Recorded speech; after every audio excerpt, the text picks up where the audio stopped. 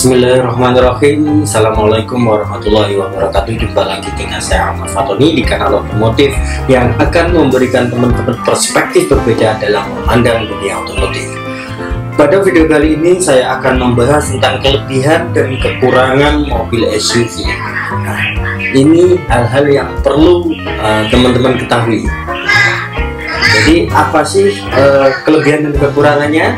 Jika memang teman-teman benar-benar belum tahu dan ada rencana membeli mobil SUV, maka jangan lewatkan video ini.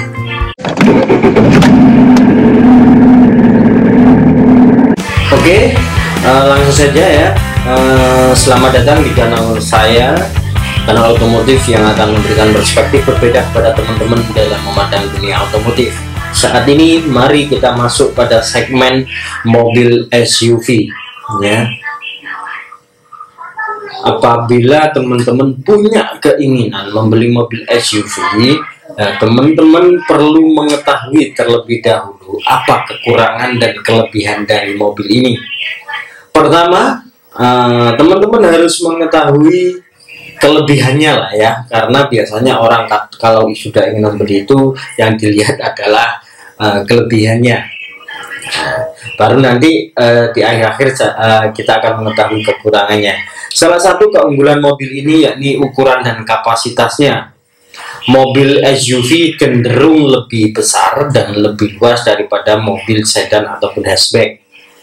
Nah, ini berarti kita kalau sudah memilih mobil SUV, otomatis kita memilih ruang yang luas sehingga kita bisa membawa penumpang lebih banyak. Walaupun ada beberapa SUV saat ini itu yang hanya 2 baris ya, selebihnya belakang ini lega sekali untuk membawa barang bawaan kita. Ya, tentu hal itu menjawab tantangan-tantangan atau permintaan-permintaan customer SUV ya. Karena biasanya membawa peralatan tenda, peralatan masak dan lain sebagainya, atau barang-barang yang jumlahnya cukup besar. Nah, maka bagasi belakangnya tidak diisi kursi, tapi dibuat memang benar-benar lega. Mobil SUV juga biasanya memiliki ground clearance yang tinggi ya.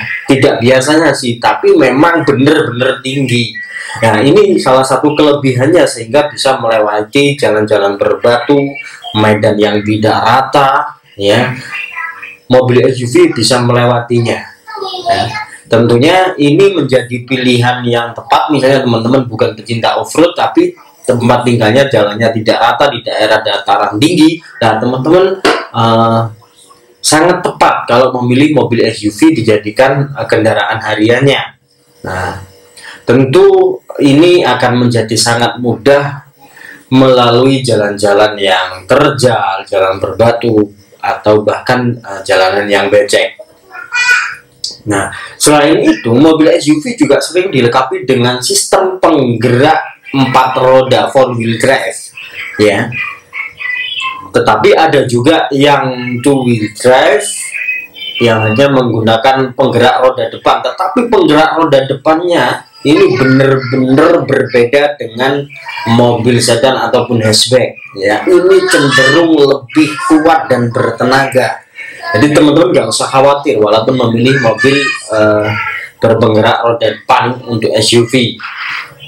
Nah, hal-hal yang perlu dikhawatirkan ketika membeli mobil bergerak roda depan biasanya kan nggak kuat di tanjakan. Nah, ini tidak akan terjadi di SUV ya.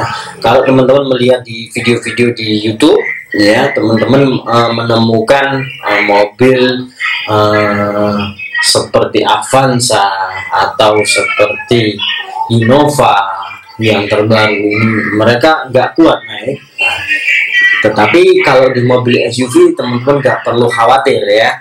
Selain mobilnya sudah enak, ditambah skill mengemudi yang jago, wah, semua tanjakan selesai ya. Namun tentu saja hal-hal yang saya sebutkan tadi itu adalah kelebihan-kelebihan. Di balik kelebihan-kelebihan yang namanya di dunia ini pasti ada terpasang-pasangan ya. Nah, maka tidak fair kalau kita tidak membahas kelemahan dari mobil ini. Jadi apa sih kelemahannya? Salah satu yang bisa dirasakan ya, yakni efisiensi bahan bakar, karena ukuran mobilnya besar, berat, cenderung membutuhkan konsumsi BBM yang lebih besar. Nah, ini tentu akan berbeda dengan konsumsi mobil-mobil yang cc-nya kecil, kemudian bodinya itu nggak terlalu berat, itu akan jauh lebih irit. Nah, tapi kalau kita di mobil SUV, mobilnya irit, itu akan bermasalah, ya kan, tidak akan kuat di tanjakan. Nah, selain itu mobil SUV biasanya memiliki handling yang kurang responsif dibandingkan dengan mobil-mobil yang lebih kecil. Nah, hal itu karena ya itu tadi beratnya ya, dan juga bobotnya yang lebih besar, itu membuat pusat gravitasi ini menarik mobil ini dengan kuat, sehingga perlu daya yang kuat juga untuk menggerakkan mobil. Nah, kalau teman-teman menginginkan mobil yang berkendaranya ini lebih sporty, handlenya lebih enak, ya mungkin teman-teman gak cocok kalau memilih SUV. Nah, yang terakhir, untuk biaya perawatan dan suku cadang, mobil SUV memang cenderung lebih tinggi, komponennya lebih besar dan kompleks, sehingga mobil SUV ini perlu biaya yang lebih tinggi jika terjadi kerusakan ataupun keausan pada spare part-nya. Jadi itulah kelemahan dan kelebihan dari mobil SUV yang perlu teman-teman ketahui sebelum memutuskan untuk membelinya. Nah, tentunya kadang kita hanya melihat kelebihannya ya. Mobil SUV kan garang, seperti kalau kita melihat mobil tua itu Blazer itu kan, walaupun badannya besar itu kan mantap ya, jadi ya gagah tampangnya. Kemudian teman-teman bisa juga melihat Nissan X-Trail ya. Nah, itu kan tampangnya, wah, dilihat saja itu sudah menggairahkan gitu loh, belum dinaiki ya. Jadi mobil SUV memang tidak bisa ditolak kata gagah yang menempel di dalam dirinya ya. Tetapi teman-teman juga kalau kalau beli Blazer atau Nissan Terrano terlalu besar bang, lebih baik yang lebih kecil, ada nggak? Ya ada, Suzuki yang bisa menjawab hal itu ya. Vitara ataupun Escudo ini bentuknya lebih kecil ya. Nah, tentunya itu bisa dipilih oleh teman-teman ya. Sekarang Grand Vitara dan Grand Escudo ya itu cakep-cakep. Tapi kalau menurut teman-teman ini lebih kecil, tentu agak besaran sedikit tapi tidak mau lebih besar, maka pilihannya teman-teman bisa memilih X-Trail terbaru ya. Nah, ini juga imut tapi tidak imut-imut gitu loh, imut tapi tetap menampilkan gagahnya. Nah, itu yang mungkin bisa saya bagikan kepada teman-teman. Ketika memang suka, maka biaya untuk kesukaan itu pasti lebih besar, dan teman-teman saya rasa bisa mengatasinya.